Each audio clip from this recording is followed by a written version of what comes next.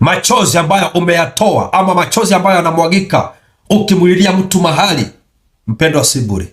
Sadaka zako si bure, ukarimu wako si bure, uadilifu wako mbele za Bwana si bure. Zimeandikwa katika kumbukumbu za milele mbele za Bwana Mungu wetu, kwa jina la Yesu. Jina la Bwana lipewe sifa.